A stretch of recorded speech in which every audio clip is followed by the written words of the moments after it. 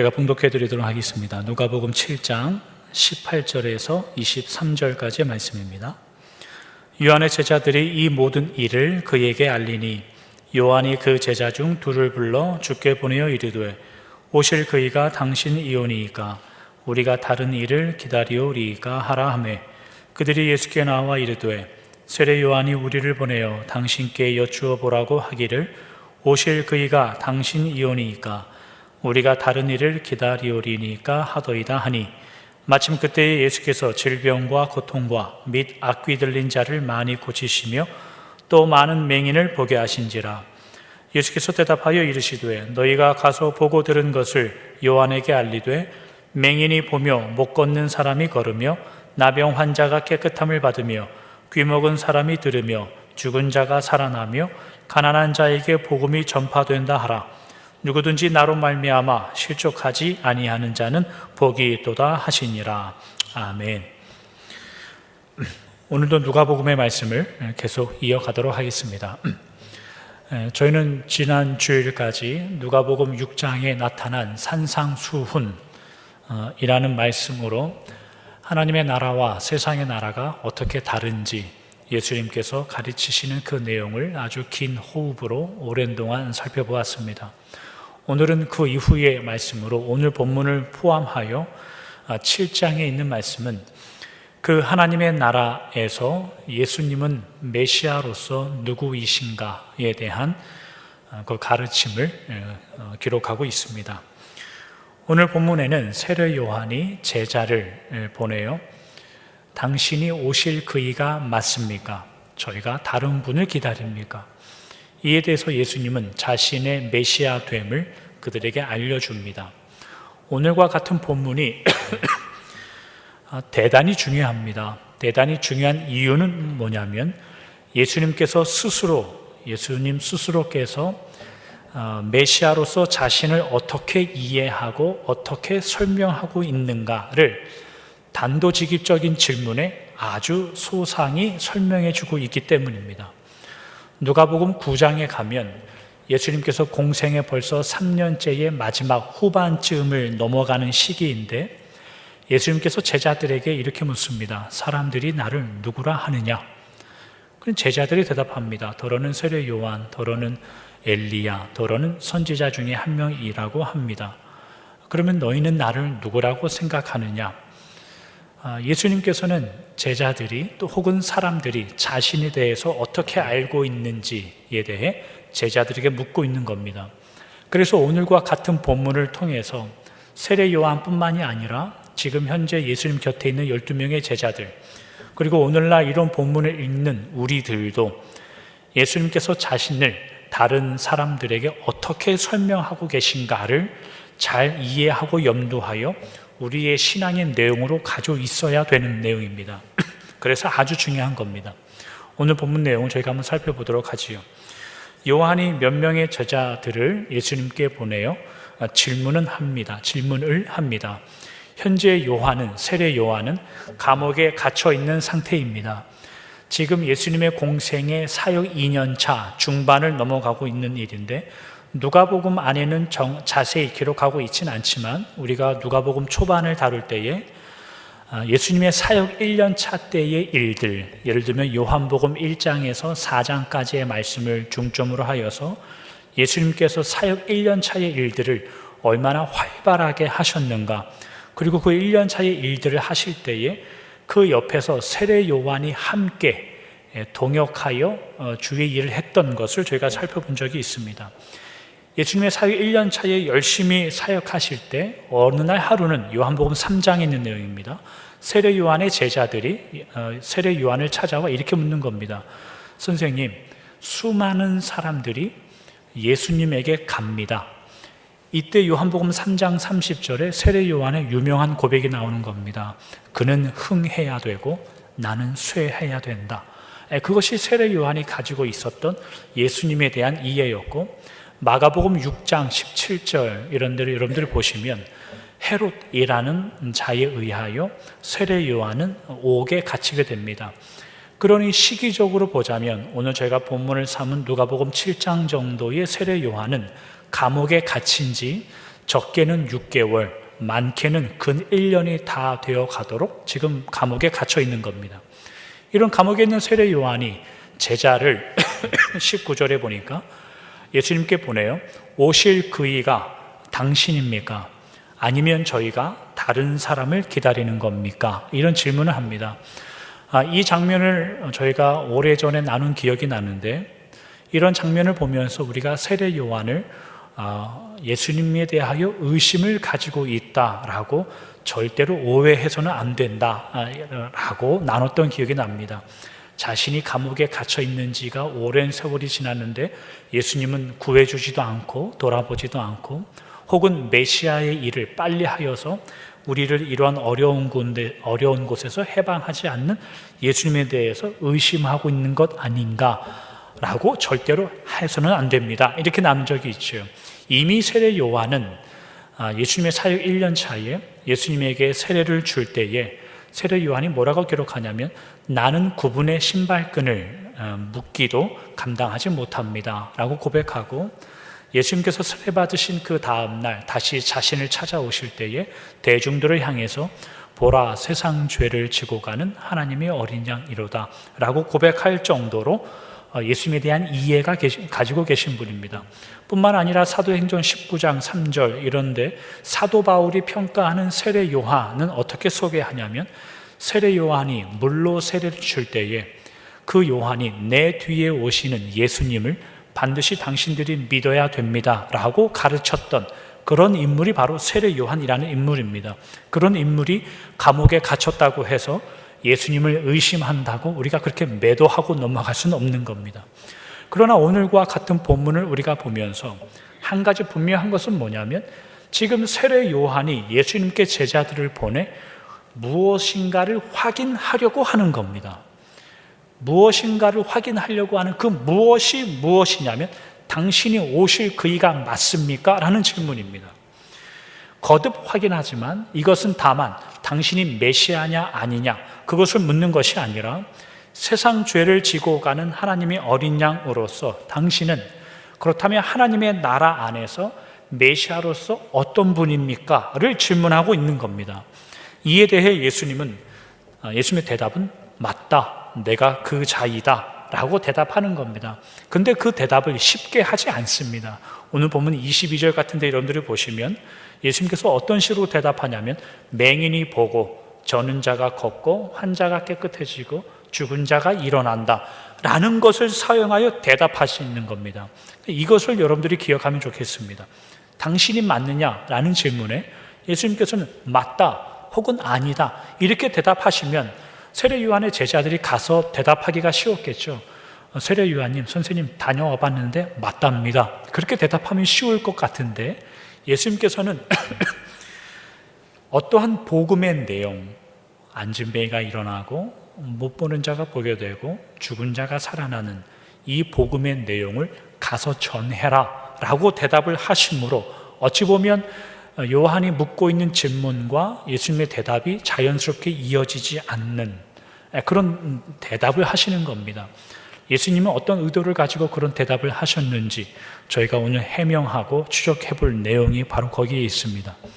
이 내용을 위해서 세례 요한이 처음에 세례를 줄 때 주면서 전했던 하나님 나라의 내용이 무엇인가를 먼저 확인해 보고 저희가 시작을 해보겠습니다. 누가복음 3장 7절과 9절에 있는 말씀입니다. 누가복음 3장 7절과 9절입니다. 세례 요한이 세례 받으러 나오는 무리에게 이르되, 독사의 자식들아, 누가 너희에게 일러 장차 올 진노를 피하라 하더냐. 이미 도끼가 나무 뿌리에 놓였으니 좋은 열매 맺지 아니하는 나무마다 찍혀 불에 던지지리라. 세례 요한이 세례를 베풀며 소개하는 하나님의 나라의 성격이라는 것은 무엇이냐면 장차 올 진노입니다. 나무 뿌리 위에 도끼가 놓여진 것처럼 이제 그 도끼가 곧 나무를 잘라 베어 그 나무를 불에 던져 불살라 버리는 굉장한 긴박성을 가지고 있는 내용입니다. 다시 말하면 요한에게, 세례 요한에게 하나님의 나라는 진노, 도끼, 잘라서 베어버림, 그것을 불에 집어 던져 태워버림, 요한이 이해하는 하나님의 나라의 수준이 아주 낮고 굉장히 짧았다라는 내용이 아니라 하나님께서 세례 요한에게 주신 하나님의 나라의 이해의 내용, 좀 어려운 말로 하면 계시의 내용이 거기까지인 겁니다. 그만큼 정도인 겁니다. 세례 요한을 우리가 비난할 이유는 없고 여러분들이 기억하셔도 되고 잃어버리셔도 되는데 그것을 계시의 점진성이라고 이야기합니다. 그러니까 구약에는 구약 성경의 나름대로의 하나님의 나라에 대한 설명이 있고 신약에는 신약 성경 나름대로 하나님 나라의 설명이 있는 겁니다. 다만 어떠한 모양으로 하나님께서 그 의미를 나타내실지는 하나님께서 정하신 방법으로 하는 겁니다. 세례 요한은 그렇게 하나님의 나라를 이해하고 있었는데 다만 이것은 세례 요한 혼자만의 문제는 아니었고 그 당시의 보편적인 생각입니다. 예를 들면 누가복음 19장 11절에 있는 말씀입니다. 누가복음 19장 11절. 그들이 이 말씀을 듣고 있을 때에 비유를 더하여 말씀하시니 이는 자기가 예루살렘에 가까이 오셨고 그들은 하나님의 나라가 당장에 나타날 줄로 생각함이더라. 예수님의 3년의 공생의 살기 거의 끝나갈 되는 날이 다 되기까지 제자들은 어떤 생각을 가지고 있었냐면 하나님의 나라가 당장에 이루어질 것으로 기대하고 있었습니다. 그러니까 이것은 세례 요한이든 12 제자들이든 그 당시의 유대인들이건 관계없이 그런 분들에게 메시아가 나타나 일을 한다는 것은 당장 하나님의 나라의 일을, 하나님의 나라를 만드는 것이 메시아라는 자가 가진 성격인 것입니다. 물론 세례 요한이 가지고 있었던 이런 마음과 유대인들이 가지고 있었던 메시아의 기대가 완전히 다르지만 오늘 나눌 주제는 아니고 아무튼 그 당시 유대인들이 가지고 있었던 메시아와 하나님 나라의 성격이 이러합니다. 이러한 배경을 가지고 있는 세례 요한이 감옥에 있을 때에 우리가 지난번까지 아주 길게 살펴본 예수님께서 가르쳐 주신 산상수훈 안에 나타난 하나님의 나라의 내용이라는 것이 지금까지 세례 요한이 가지고 있었던 하나님 나라의 개념과 너무 굉장히 다릅니다. 굉장히 다른 양상을 가지고 예수님께서 그 가르침을 주신 겁니다. 그래서 세례 요한이 묻는 겁니다. 당신은 메시아인가? 뿐만 아니라 오늘 제가 읽었던 본문 18절은 뭐라고 시작하냐면 요한의 제자들이 이 모든 일을 그에게 알리니 라며 시작합니다. 제자들이 스승 요한에게 알린 이 모든 것을 알리니 할 때 이 모든 것이란 내용이 뭘까를 생각하면 그 앞에 1절부터 17절까지 나오는 두 가지의 사건입니다. 그 두 가지의 사건을 세례 요한에게 알리자 요한이 드디어 제자를 보내는 겁니다. 그 앞에 언급된 1절부터 17절까지의 두 가지 사건은 뭐냐면 첫 번째는 1절부터 10절까지 기록하는 예수님께서 로마의 한 백부장, 그 백부장의 집에 있는 병이 들어 거의 죽게 된 종을 살려준다는 내용입니다. 여러분들이 그 내용을 1절부터 10절까지 내용을 천천히 읽어보면 아시겠지만 병 고침을 받은 이 종, 그 종이 누구인지 전혀 언급하지 않습니다. 그 종이 어떠한 믿음으로 하나님 앞에 예수님께 간구했던지 그가 병 고침을 받고자 하는 하나님 예수님께 대한 어떤 간구하는 마음이 있던지에 대해서 성경은 전혀 언급하지 않습니다. 이 본문이 결론 내리는 그 마지막 결론은 9절에 나오듯이 예수님께서 칭찬하신 이 백부장의 어떤 내용입니다. 그럼 예수님께서 이 백부장을 칭찬하신 백부장이 가지고 있었던 그 어떤 내용, 예수님께서 보신 것이 무엇인가라고 했을 때 그 내용이 바로 6절부터 8절까지 나오는 백부장이 고백하는 예수님의 권위에 대한 내용입니다. 백부장의 말이 무엇입니까? 우리가 잘 알듯이 예수님께서는 저희 집에 오시는 것을 제가 감당하지 못합니다. 뿐만 아니라 제가 예수님 앞에 나아가 그 앞에 설 수도 없습니다. 제 아래에 제 부하가 병사들이 많은데 그 병사들도 제가 가라고 하면 가고 오라고 하면 옵니다. 그러니 예수님께서 말씀만으로 이 병을 낫게 해 주십시오 라는 내용입니다. 이 내용을 가지고 우리는 쉽게 이렇게 생각합니다. 백부장은 예수님께서 말씀만으로도 병을 고칠 수 있다고 믿었고 예수님은 그 백부장의 믿음을 칭찬하셨다. 우리 이제 그렇게 알고 있습니다. 그러나 그렇게 이해하기엔 본문을 아주 빈약하게 이해하는 겁니다. 지금 예수님은 이 백부장이 예수님에 대해서, 예수님의 권위에 대해서 어떻게 이해하고 있는가를 굉장히 칭찬하는 중에 있는 겁니다. 오늘은 권위에 대한 이야기를 좀 해보도록 하죠.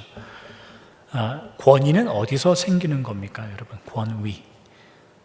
권위라는 것은 원래 존재하지 않는 겁니다. 권위라는 것은 사람이 모여있는 조직이나 어떤 단체나 그 단체가 서로가 동의하여 부여하는 어떤 성격의 내용입니다. 그것이 권위입니다. 그렇기 때문에 권위가 없던 사람들도 어떤 공동체, 어떤 조직 안에서 특성으로 말미암아 권위를 가질 수도 있고 권위를 갖고 있었던 사람들이 또 어떠한 특수함으로 말미암아 그 권위가 없어질 때도 있는 겁니다.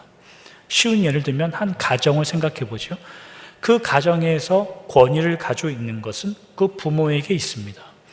그렇다고 그 부모가 가진 부모의 권위가 그 부모가 어릴 때부터 태어나고 자라날 때부터 그 권위를 가졌느냐라고 하면 전혀 아니죠. 나중에 장성하여 결혼을 하고 자녀를 가져 가정을 꾸려나갈 때 비로소 부모라는 권위를 얻는 겁니다.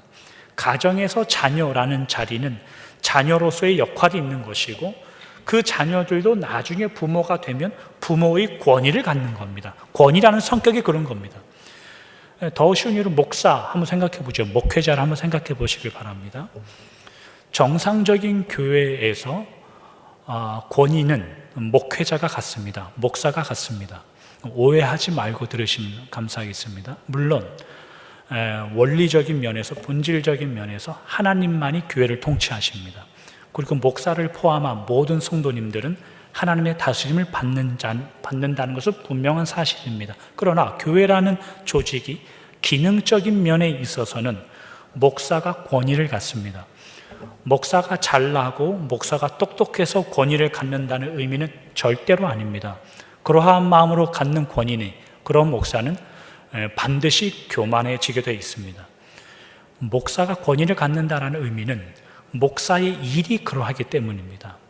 목사가 맡은 직무는, 목회자들이 맡은 직무는 말씀과 기도하는 일이고 하나님의 말씀을 교회를 가르치고 그 말씀으로 성도들을 양육해야 되는 책임의 자리에 있기 때문에 권위를 갖는 겁니다. 하나님의 말씀의 권위를 지켜내고 이것을 다른 이들 혹은 우리 다음 세대들에게 운반해야 할 그 하나님의 권위가 있는 자리에 목사라는 자들이 있기 때문에 권위가 있는 것이지, 목사가 개인이 한 인간으로서 권위를 가졌다는 말은 추호도 없는 겁니다. 이런 의미에서 보면 저 스스로도 굉장히 신비한 경험을 날마다 하면서 사는 겁니다. 왜냐하면 목회를 하다 보니 가끔 이런 생각이 듭니다. 하나님, 저분이 목사가 되었더라면 교회가 아주 잘 되었을 법해 보입니다 라고 느껴지는 분들이 간혹 보입니다. 그리고 저를 보면 굉장히 부족함을 느끼는 거죠. 그러나 뜻밖의 목사는 그 누군가가 아니라 목사는 제가 돼 있습니다.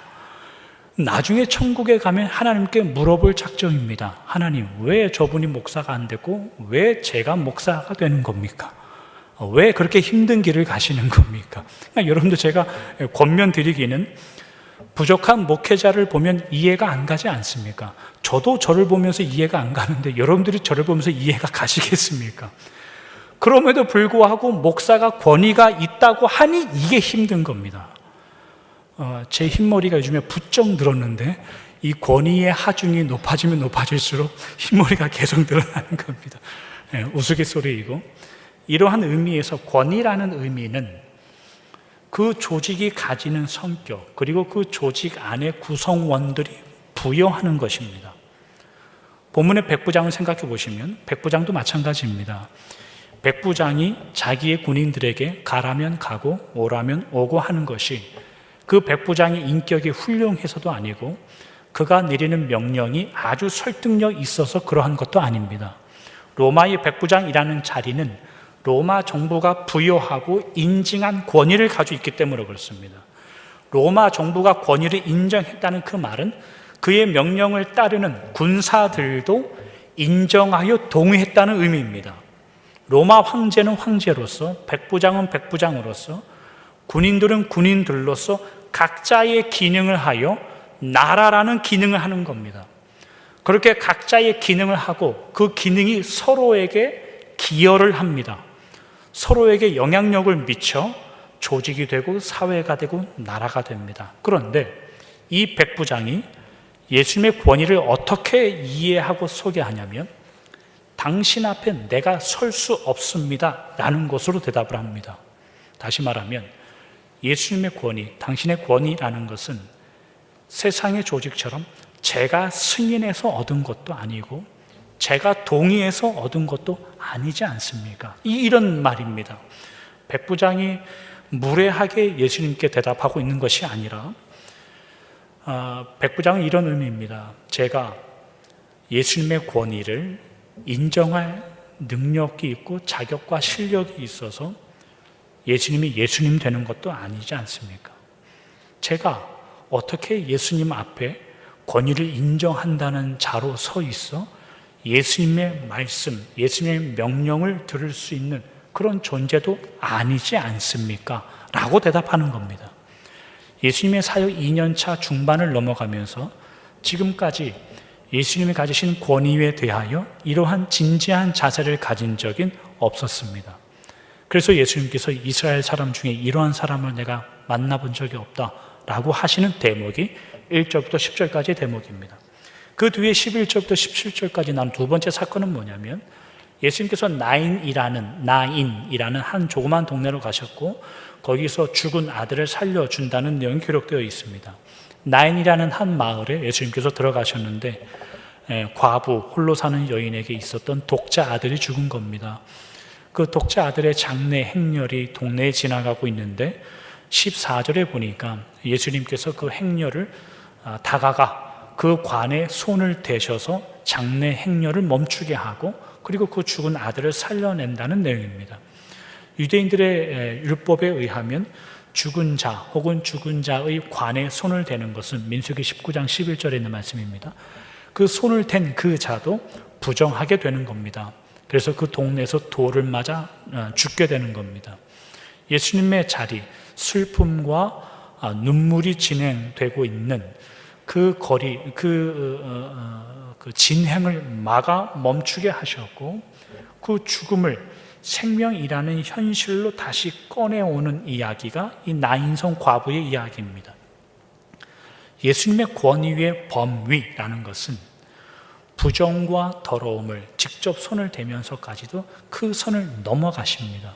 넘어가셔서 그 안에 있는 죽음과 슬픔이라는 내용, 죽음으로 끝나버린, 그래서 그들이 가지고 있는 눈물이나 하소연이나 우리의 신앙적인 용어를 한번 빌려서 이야기해보죠.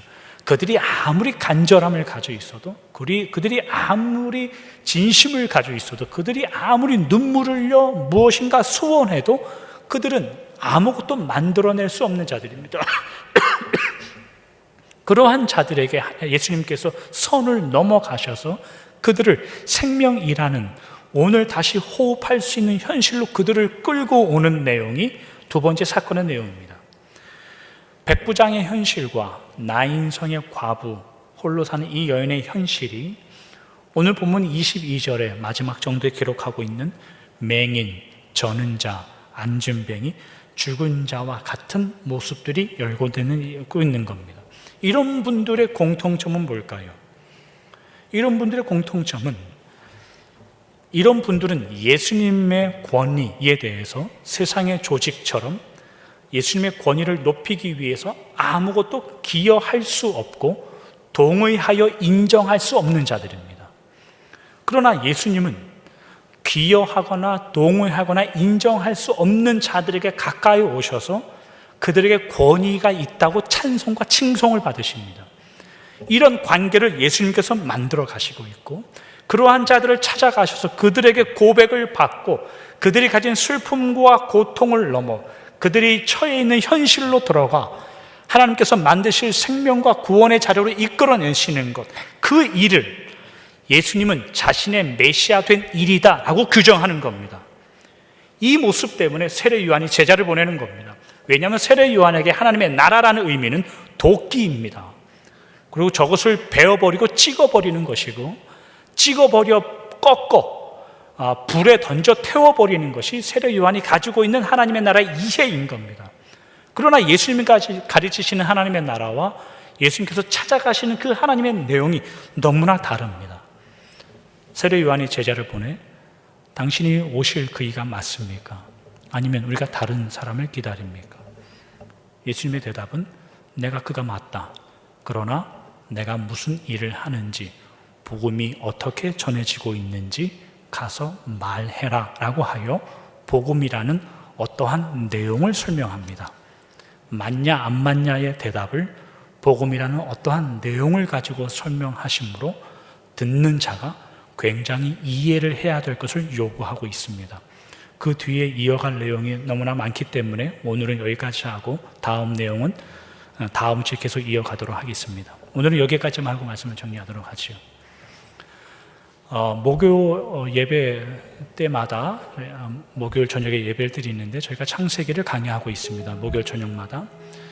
지금 이제 노아의 홍수까지 끝났고 창세기 4장에 가인과 아벨 사건을 여러분들이 잘 아시지요? 목요일에 나오셨으면 다시 한번 기억을 떠올리시고, 그렇지 않으면 가인과 아벨 사건을 한번 기억해 보시길 바랍니다.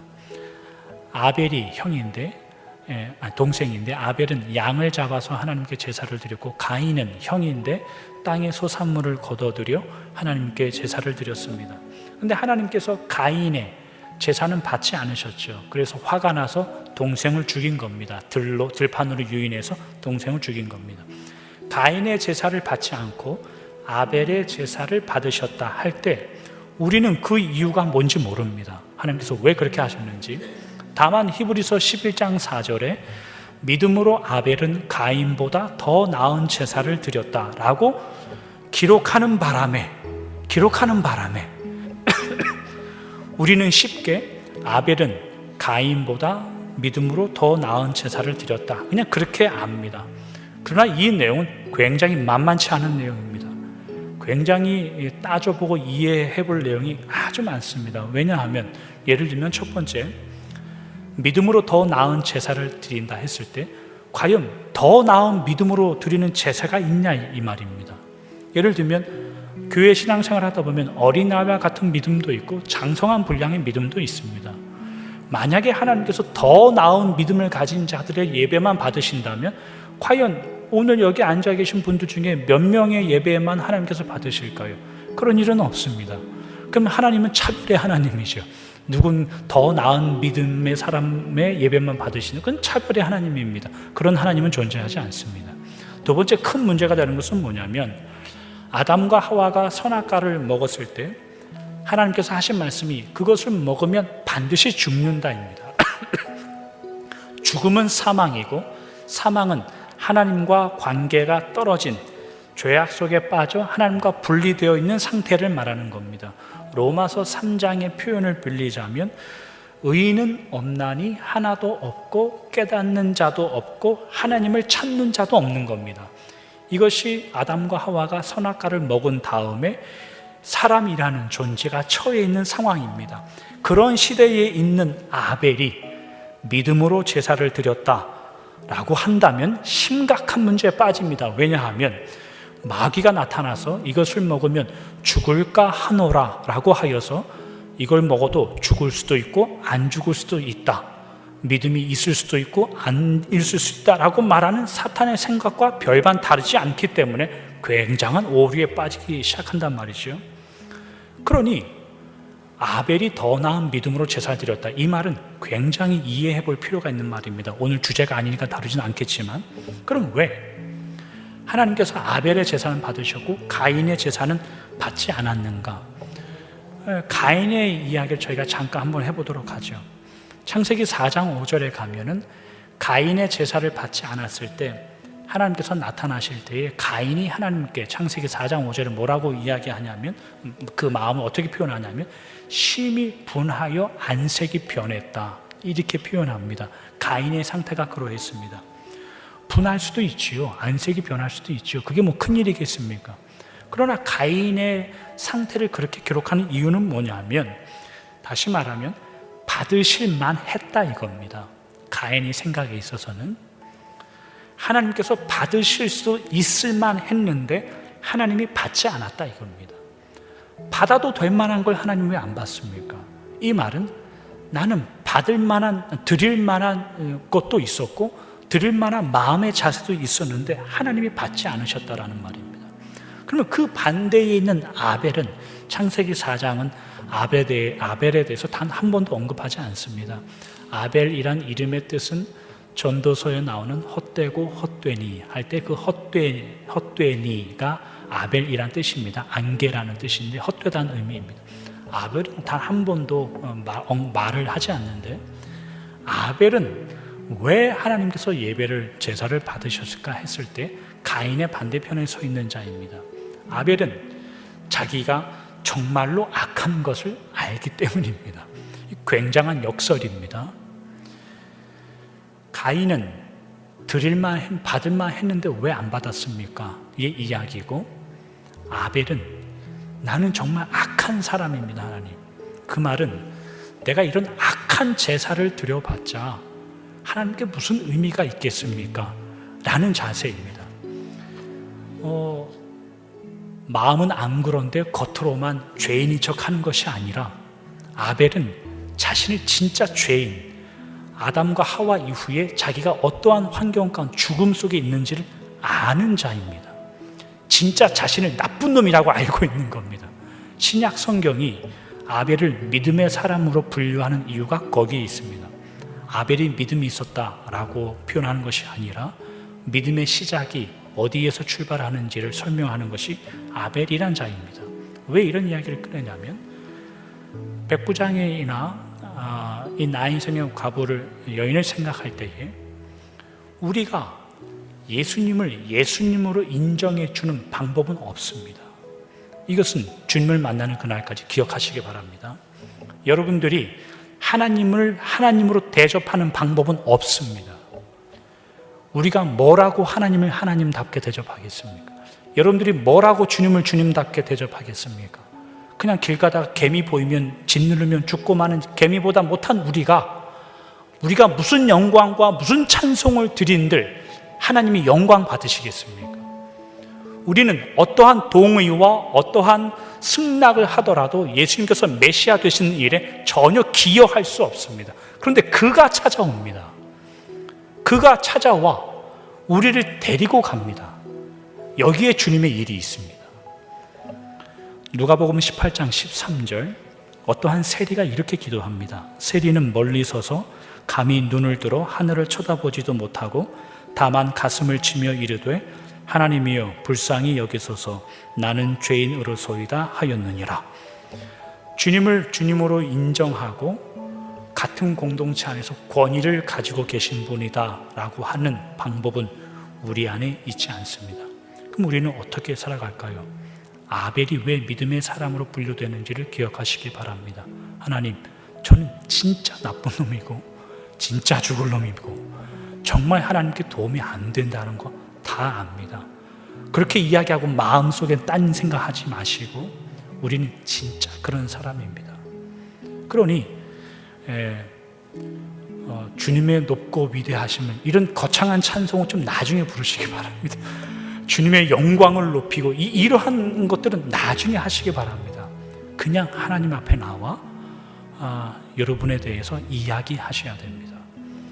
여러분의 수준 낮음과 죄악됨과 부족함과 하나님 말씀을 이해하지 못함과 그런 것에서 하나님 어떻게 하면 좋겠습니까? 거기에서부터 시작하셔야 됩니다. 원대한 꿈을 가져, 비전을 가져 여러분의 믿음의 크기를 확인하지 마시길 바랍니다. 가정에서 잘하십시오. 교회에 와서 웃고 옆에 있는 분들과 인사하십시오.